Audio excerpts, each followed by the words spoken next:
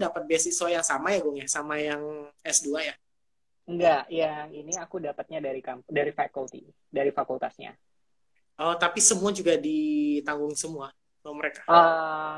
Sebenarnya tuh dapatnya tuition fee-nya aja. Terus kalau untuk living stipend-nya itu kayak mereka kasih one off bang. Jadi kayak sekali Hmm. di setiap semester. Oh, jadi tinggal di manage aja ya. Iya. Oh, Mm-mm. Mm-mm. keren nih. Berarti kemarin pas berangkat yang kemarin ini kan udah lebih lebih banyak persiapan lah ya, Gung ya. Maksudnya karena udah pernah tinggal. Iya, Sekarang iya. kita yang waktu awal-awal dulu, Gung, mudah-mudahan masih ingat. Eh, Senervous apa sih, Gung, kamu untuk pertama kali berangkat ke luar negeri, Gung, waktu itu, Gung? Kalau looking back pas experience dulu bang 2018 itu tuh kayak itu pertama kali banget aku pergi ke luar negeri karena walaupun kita dekat ke Singapura Malaysia tapi aku belum pernah ke Singapura Malaysia. Iya. Aku belum pernah ke Singapura Malaysia. Jadi tuh pertama kalinya negara yang pernah aku datengin itu tuh adalah ya Australia dulu ya, Australia, tapi itu nggak keluar tapi cuman di airport. Hmm. Dan benar-benar ketemu dan interaksinya itu ya di Australia dan ke New Zealand. Nah, pas di sebelum keberangkatan itu tuh bang, aku kayak bener-bener yang strugglingnya itu tuh adalah dapetin tempat tinggal. Dapetin Oke. tempat tinggal karena sebenarnya tuh gampang sih kayak kalau misalnya bagi orang kayak kenapa mesti susah-susah dapet tempat tinggal karena kan kita bisa nginep di hotel atau Airbnb sekarang ya Airbnb dan segala macam cuman kalau yang cuman buat holiday mungkin ya Hmm. Airbnb itu pilihan utama dan itu mudah tapi kalau misalnya kita yang benar-benar mau stay dan tinggal untuk beberapa lebih dari ya seminggu sebulan beberapa Hmm. minggu ya kita memang harus dapetin tempat tinggal jadi itu yang aku bener-bener hunting banget dan itu tuh kayak itu stressful bang karena kayak hampir sebulan tuh nggak dapet sementara ini kayak waktu keberangkatan deket kan mau Hmm. deket kayak semakin hari semakin deket nah itu pertama kedua komunikasi itu pasti itu kayak bener-bener stressful juga dan apa ya dan worry ya karena di situ completely different terus juga teknologinya bagus teknologinya yang mungkin kadang kita nggak ketemu di Indonesia terus juga kadang kalau kita mau nanya sesuatu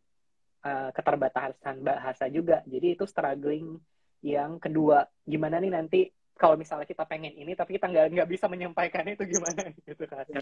itu yang kedua terus yang ketiga ya strugglingnya adalah ya gimana kita adaptasi ya gimana kita adaptasi karena selama ini kita terbiasa dengan makanannya enak terus juga ketemu sama orang Indonesia juga Hmm. gaulnya sama Indonesia nah pas sudah sampai di sini tuh strugglingnya adalah ya satu adaptasi dari semuanya adaptasi tempat tinggal adaptasi budaya adaptasi orang-orangnya culture budaya dan segala macam itu adalah struggling yang kayak kita mesti harus pikirin berkali-kali juga ya Bang Im sebelum kita tinggal.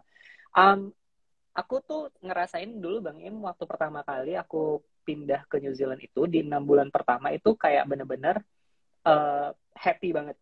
Happy dalam artian kayak aku nggak ngerasa bahwa aku kayak kesepian, aku nggak ngerasa kangen rumah dan segala macam karena kayak it was completely new environment and a new Ya. like apa ya iya maksudnya kayak kita lagi apa ya adrenalin kita kayak wah membuncah gitu lah ya kayak kita pengen try something new tapi kayak ketika sudah masuk ke bulan ketujuh kayak mulai mulai datang nih bang maksudnya kayak oh kita udah nyobain semua yang baru-baru itu tapi ujung-ujungnya kita pasti nyari lagi sesuatu yang kita nyaman yang budaya kita terus juga Ya. kayak ya culture kita sendiri dan itu yang kayak kita pada akhirnya kayak mulai lagi nyari-nyari balik duh kok kayaknya kangen ya. Nah di situ sih yang masa-masa beratnya setelah 6 bulan pertama, yang di situ kayak um, and I was like apa balik aja atau gimana gitu kan. Terus juga kayak kalau misalnya kita mau curhat sama teman, kadang kayak keterbatasan bahasa gitu kan. Sama yang lain misalnya kayak curhat ke teman Indo juga, kayak mereka juga kayak dealing with a lot of things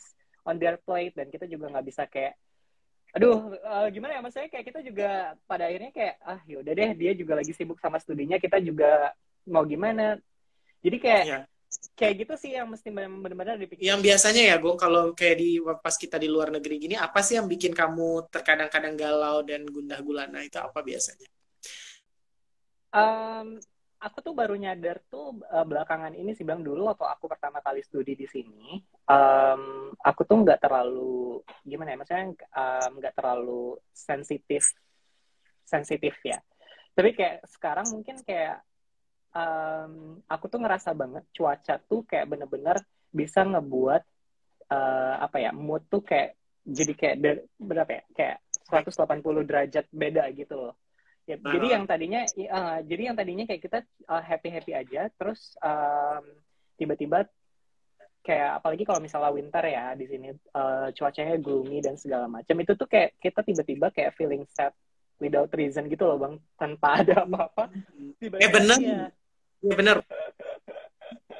Ya, Hmm. gitu. Oh, jadi cuaca ya gue nggak bisa apa lagi gue yang bikin sedih gitu gue biasanya. Uh, kayak apa ya, kalau sekarang itu tuh ya kadang ya temen sih Bang, karena kadang waktu aku balik kemarin 2020 ke 2022 itu kayak bener-bener itu apa ya, maksudnya kayak enak banget lah, maksudnya kayak kita balik lagi ke comfort zone, kita ketemu temen terus hang out literally hampir hampir tiap hari.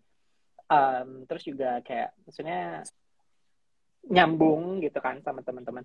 Tapi kalau sekarang kan kayak itu beda ya Bang ya. Maksudnya kayak semua orang di sini punya prioritas masing-masing. Kita nggak bisa selalu sama mereka juga. Jadi kayak kadang lonely, kesendirian itu loh, kesendirian itu yang kadang at some time it's okay, tapi kadang nggak bisa juga. Maksudnya kayak tetap aja nggak bisa walaupun kita udah tahu bahwa well okay, kita memang sendiri.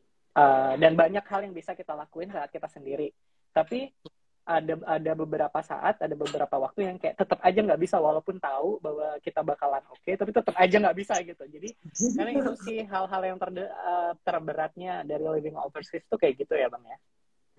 Iya, iya. Aku tuh pernah ya Gung ya sampai dengerin lagu Padang aja. Karena aku suka dengerin lagu Padang ya gue. Terus aku melo. Terus aku melo. Betul, betul, betul, betul. Aku baru baru dengar ini loh Bang, kayak 2 hari kemarin tuh aku tuh dengar lagu yang siapa sih namanya? Uh, aduh, siapa sih namanya Bang? If Lefronka, if Leisha Ifronka yang iya Indonesia yang itu. itu, Leisha yang itu, aduh aku lupa ya Allah. Namanya Iya. ya, itu Uh-uh. lagunya bagus, tapi tuh pas aku dengerin saat aku sendiri tuh kayaknya kok melo gitu. So melo, aku pengen nangis, ditambah lagi kayak sekarang tuh lagi hujan, terus juga apa namanya, gloomy, jadi yang gitu-gitu sih. Iya. Tapi kalau misalnya aku boleh nanya sih sama Bang Im, Bang Im tuh kenapa sih alasannya tuh pengen tinggal di luar?